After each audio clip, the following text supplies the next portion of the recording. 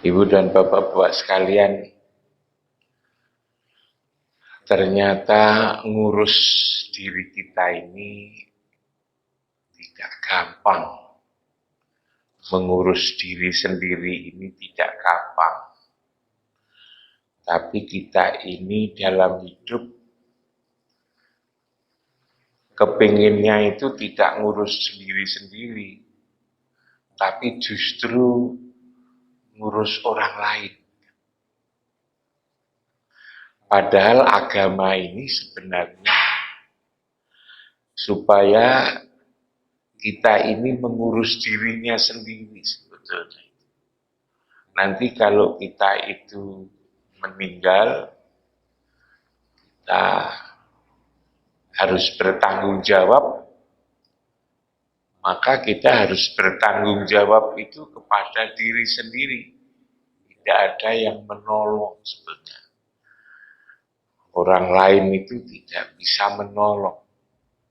Anak kita tidak bisa menolong, istri, suami tidak bisa menolong, tetangga apalagi tidak bisa menolong. Kita ini supaya mempertanggungjawabkan apa yang kita lakukan diri kita masing-masing. Tapi betapa susahnya kita konsentrasi kepada diri kita ini. Saya katakan bahwa kita ini sulit untuk menata hati. Islam itu sebetulnya kan kedatangan Islam di muka bumi yang kita perlu itu agar kita ini bersatu di antara kita. Wa'tasimu bihablillahi jami'a wala tafarraqu. Hendaknya engkau berpegang kepada tali Allah. Jangan kamu bercerai-berai. Tapi betapa susahnya kita itu untuk bersatu itu, betapa susahnya. Kemarin itu ada orang-orang datang ke rumah menceritakan betapa susahnya ngurus masjid. Betapa susahnya ngurus masjid. Yang dimaksud sulit itu bukan sulit mencari uang, mencari tambahan dana, beli karpet, atau bayar listrik, bukan. Tapi bagaimana mempersatukan jamaah. Mempersatukan jamaah. Itu sulitnya bukan main. Kebetulan masjidnya itu diatur secara demokratis. Takmir itu hanya diberi ada masa jabatan takmir. Takmir saja kok ada masa jabatan. Seperti kepala desa, seperti lurah, bupati, wali kota, gubernur, presiden. Ya salahnya sendiri. Nah, ketika pilihan itu juga tidak ubahnya seperti pilihan kepala desa. Diatur, masing-masing kelompok mengatur. Akhirnya yang kepilih itu orang yang tidak cocok. Nah, itu. Yang biasanya kunut lalu tidak kunut. Yang biasanya wiridan ketika yang sudah berubah lalu tidak wiridan. Akhirnya sebagian menjadi bingung sendiri. kok lalu berubah menjadi seperti ini. Coba kita bisa bayangkan. Di masjid saja itu tidak bersatu. Coba. Di masjid itu tidak bersatu. Tatkala menyembah Allah, maka lalu tidak bersatu.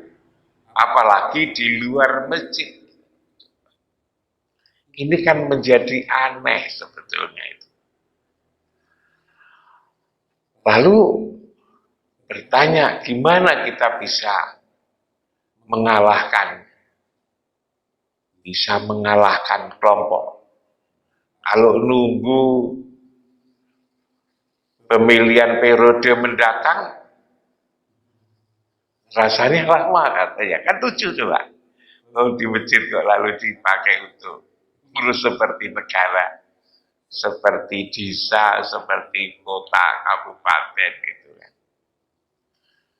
Nah, lalu saya yang katakan, untuk apa lalu kemudian berjuang sampean itu? Di masjid kok ngalahkan orang lain, coba. Mau di masjid kok kepingin ngalahkan orang lain. Padahal ke masjid itu sebenarnya adalah ngurus hati itu loh sebetulnya. Ya tapi lalu kemudian salat saya gimana? Saya bilang, yang salat itu siapa gitu kan. Yang salat itu kan hati sampean itu. Bagaimana hati sampean itu bisa sambung dengan hati Rasulullah di Baitullah. Bagaimana tatkala sampean sholat tadi, sampean ingat Allah, ingat Rasulullah di Baitullah. Karena itu lalu menghadap kiblat. Kan yang tahu kan sampean sendiri. Ya tapi lalu bagaimana kalau jadi intinya itu, rasanya itu, hatinya itu merasa tidak enak. Hatinya itu tidak merasa enak, maunya itu semua agar sama. Nah itu kan maunya. Sampean tidak perlu lalu kemudian tidak bertugas sebetulnya ngurus orang lain itu. Dan sampean tidak bisa ngurus orang, memperbaiki orang lain itu tidak bisa. Yang bisa memperbaiki orang lain itu adalah ya orang lain sendiri. Tugas sampean itu hanya ngurus dirimu sendiri sebetulnya. Innallaha la yughayyiru ma biqaumin hatta yughayyiru ma bi anfusihim. Tuhan Allah tidak akan mengubah suatu kaum sepanjang kaum itu tidak merubah apa yang ada pada diri mereka sendiri. Yang kita rubah itu adalah diri sendiri. Dan dalam agama itu tidak perlu ada kalah dan juga ada tidak menang. Agama tidak ingin kalah, mengalah. Ini Ibu dan Bapak-bapak sekalian ternyata memang tidak gampang. Mereka bilang, saya ini tidak enak Pak. Coba dia bilang tidak enak. Lalu kemudian satu masjid lalu berbeda-beda begitu. Ya memang tidak enak. Tapi ini adalah ujian loh. Yang diuji itu adalah hati kita ini loh sebetulnya. Kita itu inginnya sama. Semua itu sama.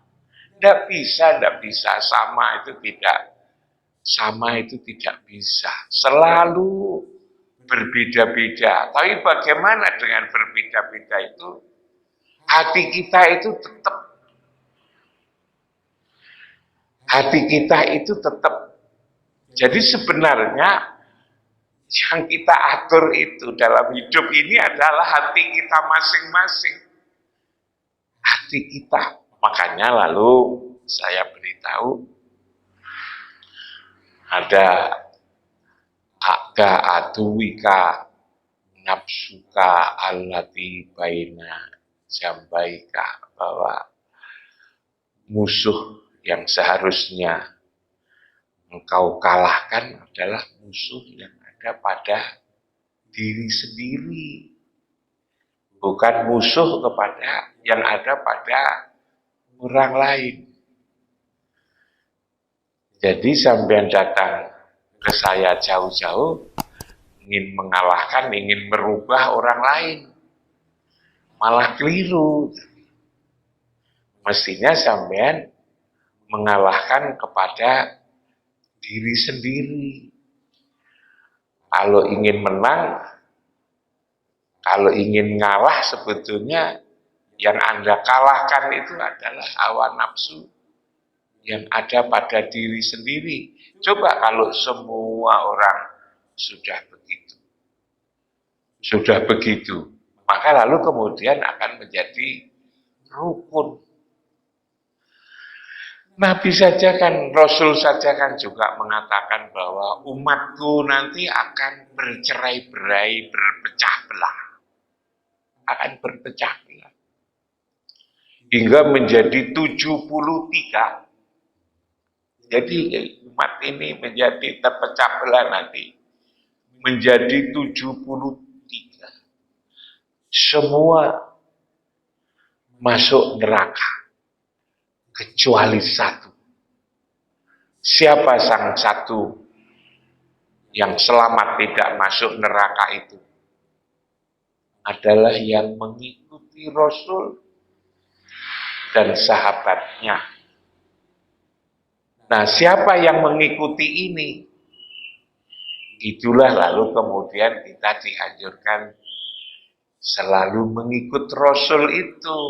Mengikut Rasul di Baitullah, bukan mengikut berusaha perang merasa itu, tetapi selalu hatinya ingat Rasulullah, aqimus shalah wa atuz zakah wa atiur Rasul, kan begitu. Dan bersatu kayak ini sulit. Saya tahun yang lalu itu kan pergi ke Kolombia, ke Bogota. Itu jauh sekali. Kolombia itu Amerika Latin. Kita pergi ke New York dulu. Ke New York saja itu sudah 23 jam. Pesawat itu 23 jam. Naik pesawat coba. Duduk di pesawat 23 jam kan suwi. Itu masih dari New York ke Bogota itu masih jauh lagi. Masih kira-kira 5 jam lagi. Jauh banget itu di sana. Ternyata masyarakat di sana itu belum begitu paham agama. Belum kesampaian agama di sana. Penduduknya sekitar 5-6 juta. Yang beragama Islam berapa persen? Sulit diprosentase. Karena sekitar 5 juta itu, yang muslim itu hanya 152 kakak. Coba, 152 kakak diantara 5 juta sampai 6 juta. Berapa itu? 152 kakak. Nah, itu. 152 kakak ini punya 3 masjid. Dan itu juga tidak terlalu jauh. Kenapa punya 3 masjid? Karena alirannya itu 3. Yang satu kunut, yang satu tidak, itu kan. Yang satu wiridan, yang satu tidak, ya persis seperti di sini nih. Kalau di Malang di sini ini berbeda-beda itu kan agak ada pantesnya. Tapi di antara 5 juta, 6 juta hanya 152 saja sudah berpisah-pisah kayak begini. Makanya betapa mahalnya sebetulnya. Persatuan itu betapa mahal, betapa susahnya. Jadi ya Jumatan sendiri, ya sholat sendiri, saya heran, masjidnya besar sekali. Tapi satu baris saja itu tidak komplit itu, karena orangnya sedikit sekali. Berarti dia ini kan tidak miskin. Oh, di sana memang tidak miskin. Di sana itu umumnya orang mirip-mirip begitulah. Bisa membangun masjid yang begitu gede, berarti kan tidak miskin orang sedikit.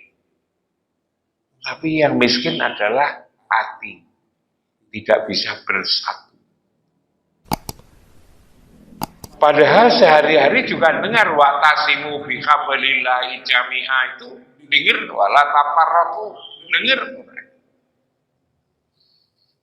Tapi ternyata tidak mampu melaksanakan perintah Al-Quran seperti ini. Karena itu memang hati ini menjadi berat. Saya pergi ke Tajikistan. Tajikistan itu Rusia bagian timur. Rusia bagian timur. Kalau di situ berbeda. Di situ 90% Muslim. 90% Muslim.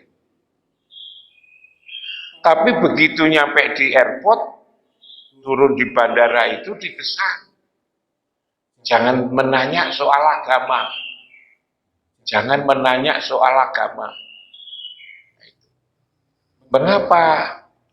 Nanti akan terjadi suasana tidak enak. Kenapa? Karena di negara itu berbagai kelompok. Nanti kalau misalnya kita bertanya, agamamu apa? Islam. Lalu mesti ditanya. Karena di sana terbiasa, sholatmu berapa kali? Kalau kemudian kita ngomong, sholatnya bahwa kamu berapa?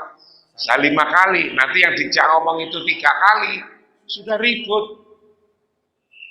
Di sana ada orang yang sholatnya 5 kali seperti kita, ada yang 3 kali. Itu 3 kali itu 3 waktu. Zuhur dicampur dengan asar, maghrib dengan isya, lalu subuh. Tatkala berbeda begini ribut gitu. Konflik seperti ini adalah konflik soal kita beragama kayak begini. Dalam beragama konflik itu. Maka lebih baik lebih baik tidak usah nanyakan agama agar lalu aman. Yang namanya sholat itu agar aman itu dibatasi. Tidak boleh misalnya lebih dari 200 Jumatan itu. Lalu pakai CCTV untuk mengatasi. Jadi agama malah menjadi masalah. Padahal agama datang itu sebenarnya adalah untuk menyelesaikan masalah. Masalah apa? Masalah yang ada di dalam hati ini. Masalah yang ada di dalam hati ini. Masalah di dalam hati yang sulit bersatu, sulit menerima orang lain, lalu kemudian apalagi meningkat menjadi kasih sayang. Banyak orang itu tidak mau kalah, itu tidak mau. Padahal sebetulnya itu tidak mengalahkan. Kenapa kan kita ribut? Sebenarnya nanti itu adalah seperti yang saya katakan tadi. Itu adalah urusan kita sendiri-sendiri. Urusan Pak Wandoyo, urusan Pak Iwan, urusan Pak Markus, urusan Mas Taufik, sendiri-sendiri sebetulnya itu. Tapi kita ini punya semangat untuk ngurus orang lain. Tetapi memang semua kita begitu. Cuma misalnya di sini. Di sini ini kan kalau sudah makin bertambah gitu kan. Ada yang sholat 20, nanti yang 8 nyingkrih. Ketika 8 nyingkrih itu memang rasanya, kenapa sih kita ini kok enggak bareng-bareng kan gitu. Dan begitu selesai salam langsung lari gitu ya. Dalam pikiran kita itu, hati kita itu, ya iyalah kita ini bareng-bareng gitu kan. Tapi yang nyingkrih itu sebetulnya ya karena hatinya juga yang salah. Yang hatinya saja yang terganggu. Untuk apa itu kok maunya banyak-banyak. Itu kira-kira juga begitu. Hati ini. Tapi memang mengurus hati ini ya, itu tidak mudah ternyata. Ngurus diri sendiri ini, Mbak Wiro ternyata tidak mudah ternyata.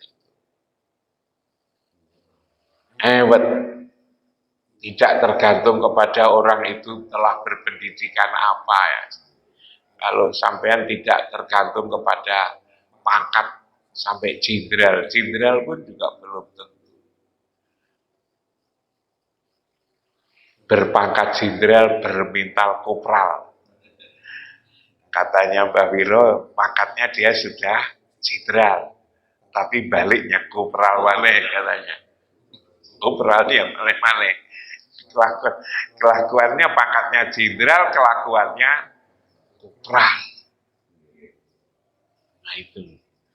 Pangkatnya kalau di perguruan tinggi profesor, tapi sebetulnya dia sendiri juga masih sama dengan, atau mungkin lebih baik daripada yang lulusan SMP atau SD.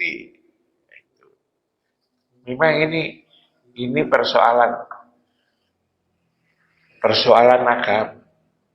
Saya lalu juga katakan kepada orang yang datang di rumah, memang kenapa mesti begitu? Padahal pendidikannya tinggi katanya.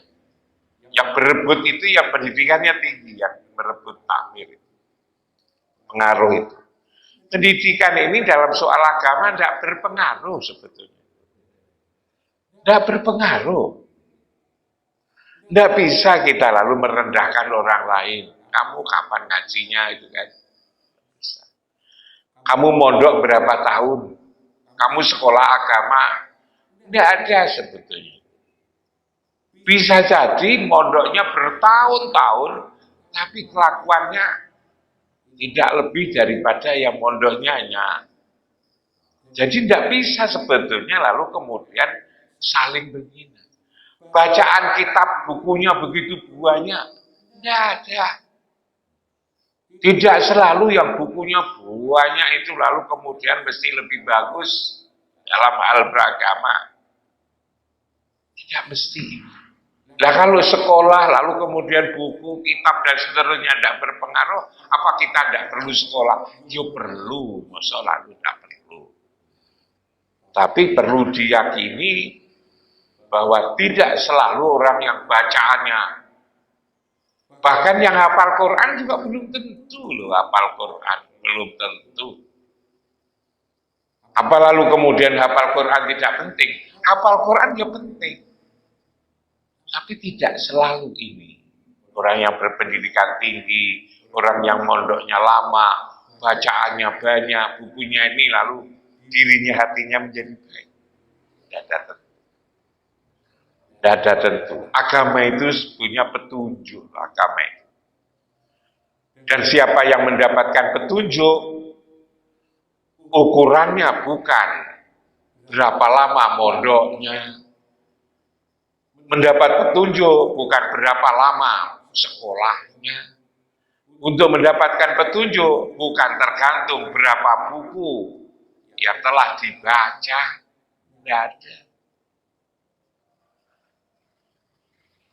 Makanya Rasulullah dulu kan juga tidak sekolah berapa itu kan. Beliau kan malah penggembala kambing. Gembala kan ya Pak Robek ya. Menggembala kambing, bekerja, berdagang, membantu Khadijah. Jadi itu kan digambarkan betapa sebetulnya itu petunjuk dari Allah. Karena itulah maka kita sehari-hari dianjurkan untuk memohon petunjuk. Ihdinas siratal mustaqim. Tatkala memberi petunjuk tidak tergantung kepada ijazah. Bukan seperti melamar tentara. Kalau melamar tentara, ijazahmu apa? SMP? SMA? Akademi militer? Begitu juga jadi dosen juga begitu. Ijazah. Ijazahnya apa? S1? S2? Apa S3? Tapi kalau soal agama, nggak pakai itu. Berapa lama sekolahmu itu nggak pakai. Berapa lama itu? Mondokmu itu nggak perlu. Yang diurus itu adalah hati sebetulnya. Dan hati itu harus membersihkan hati. Qad aflaha man tazakka wa dzakara isma rabbih.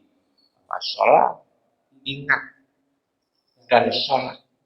Kemampuan kita ingat. Ingat Allah. Ingat Allah sulit ingat. Yang dengan Allah. Yang bersama Allah. Yang ketika Allah disebut, nama beliau disebut. Betapa susah, maka ingat di mana beliau itu. Maka kita diarahkan kepada masjid yang satu. Ialah ingat Masjidil Haram itu. Yang di Masjidil Haram itu ada Ka'bah. Di dalam Ka'bah itu adalah tandanya bahwa di situ itu ada Baitullah. Diarahkan kepada satu tempat fokus. Sehingga ketika kita sholat itu menjadi fokus. Nah, ini lalu kemudian hati menjadi bersih. Wa naza'na ma fi sudurihim min ghillin tajri min tahtiha hati kita menjadi. Jadi perkaranya sebetulnya kita ini adalah bagaimana memperbaiki, menjernihkan hati kita ini, merawat hati kita ini masing-masing sebetulnya itu. Dan ternyata juga benar. Ternyata kita ini lalu punya nafsu untuk ngurus orang lain. Tidak ngurus dirinya sendiri. Padahal agama itu sebenarnya ditujukan lebih pada mengurus diri. Dan diri yang sebenar-benar diri. Diri yang sebenar-benar diri. Itu sebetulnya di mana? Diri yang sebenar-benar diri itu ada di dalam hati. Hati ini, diri yang sebenar-benar diri. Yang disebut aku. Yang disebut saya, itu ada di dalam diri. Dan kalau diri kita, orang mengatakan di dalam hati, tatkala hatinya bagus, maka semua jadi bagus. Tatkala melihat orang berbeda, ya sudahlah berbeda, itu urusanmu, bukan urusan saya. Yang kita lihat itu adalah tubuhnya. Padahal yang dilihat oleh Allah nanti bukan tubuhnya. Yang dilihat oleh Allah itu adalah apa yang ada di dalam hati. Yang kita sendiri tidak tahu. Bahkan yang bersangkutan sendiri juga belum tentu kalau tahu. Nah ini sebenarnya itu. Karena itu lalu dengan hatinya bagus, kita lalu menjadi ikhlas. Menjadi sabar, lalu menjadi jujur, lalu menjadi damai. Nah ini sebetulnya yang dituju. Dan kalau itu seperti itu, kehidupan itu sesungguhnya akan menjadi baik. Tapi apakah ini barang gampang? Tidak sebetulnya. Ini sulit. Orang pinter-pinter aja juga tidak bisa kok. Orang pinter juga malah tengkar. Orang kampus ya. Orang kampus kan orang pinter-pinter. Apa lalu kemudian rukun? Ya tidak. Itu kan menggambarkan orang pinter tidak bisa menyelesaikan masalah. Orang di kampusnya Pak Rofik ini kan pinter-pinter semua kan. Gurunya minimal S1. S1, S2, S2. Kalau guru malah minimal S2 sekarang. S2 dan S3. Profesor. Tapi lalu kemudian apa damai? Kan ya tidak. Tidak. Itu apa? Membuktikan bahwa tidak bisa menyelesaikan. Malah kadang-kadang konfliknya lebih dahsyat dibandingkan dengan kampung-kampung. Nah, ini. Lalu kemudian bagaimana kalau begitu ngaturnya? Kita hanya bisa berusaha. Maka lalu kemudian yang saya katakan kemarin, kalau kita ingin menjadi orang kaya, kumpullah dengan orang kaya. Kalau ingin menjadi pedagang yang sukses, kumpullah dengan pedagang yang sukses.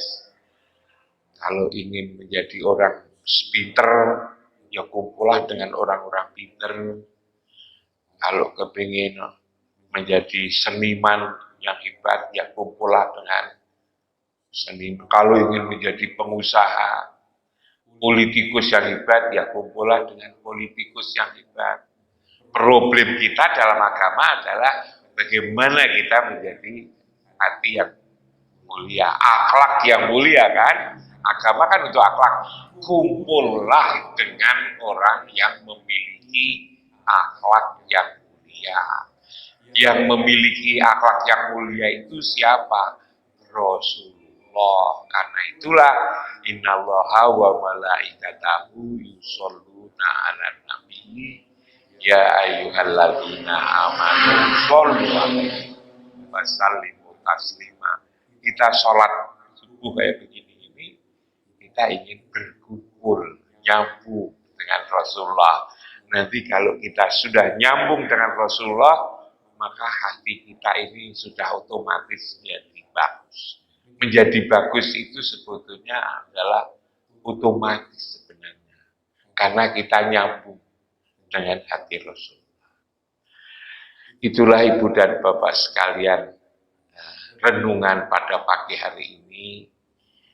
Mudah-mudahan kita selalu dipelihara, dijaga, dilindungi oleh Allah, agar kita dengan selalu mendekat kayak begini, selalu dikasihi dan disayangi oleh Allah.